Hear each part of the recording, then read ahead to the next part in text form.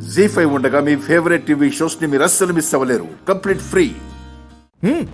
నీ పేరు నలుగురు గొప్పగా చెప్పుకోవాలి అనుకున్నాం, నలుగురిలో నవ్వులు పాలవ్వాలని కాదు.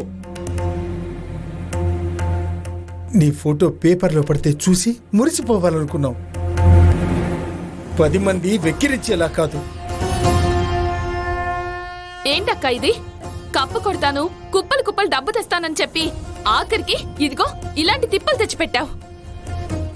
మా మాట కాదని ఆ గడప దాటొచ్చావు.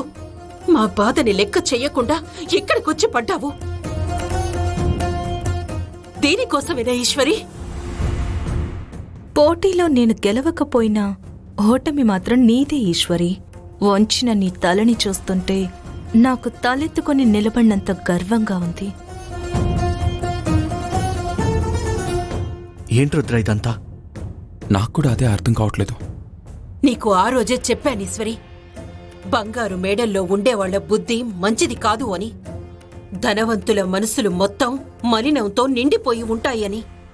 పెద్దవాళ్లతో సావాసం ప్రమాదమని చెప్పాను. డబ్బున్న వాళ్ల జోలికి వెళ్తే మన జీవితాలే నాశనమైపోతాయని హెచ్చరించాను. ఆ రోజే నా మాట వినుంటే ఈరోజు నీ బతుకు ముక్కలయ్యేది కాదు. మా పరువు పతనమయ్యేది కాదు. ఇక చాలు, పద. నిన్ను ఆ రుద్రని కలిపి ఛానల్స్ అన్ని బ్యాడ్ గా ప్రచారం చేస్తున్నాయక్క.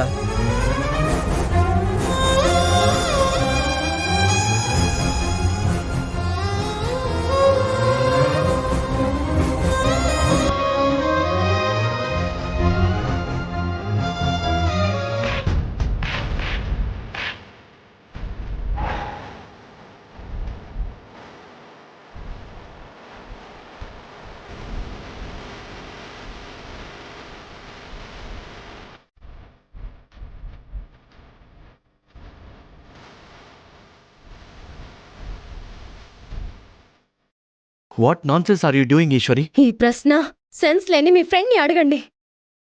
నిన్ను అభిమానించే వ్యక్తిగా నేను చెప్తున్నాను Eshwari, you have done a big mistake. Eshwari, నువ్వు పోటీలో విజేతవి. నిజాయితీగా నీకు నువ్వు ఈ స్థాయికొచ్చిన విజేతవి. సూపర్ షెఫ్ టైటిల్, 50 లక్షల ప్రైజ్ మనీని అందుకోబోతున్నావు.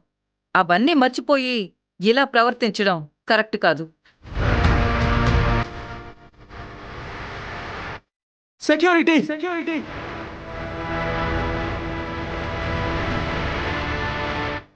Yes sir. వీళ్ళంతా నా పర్మిషన్ లేకుండా నా కాంపౌండ్లోకి అడుగు పెట్టారు. నా రూల్స్ కి వ్యతిరేకంగా నడుచుకుని నన్ను అవమానించారు. ఈ కాంపిటీషన్ లో ఉండడానికి ఈ ఈశ్వర్కి అర్హత లేదు. ఈ కాంపౌండ్ లో ఉండడానికి తన కుటుంబానికి అర్హత లేదు. ఈశ్వరితో సహా తన కుటుంబం మొత్తాన్ని బయట గెంటేయండి.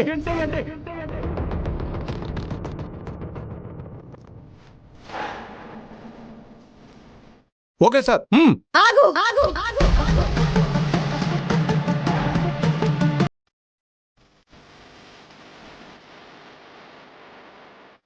జీ5 యాప్ డౌన్లోడ్ చేసి అన్ని ఎపిసోడ్స్ పూర్తి ఉచితంగా చూడండి.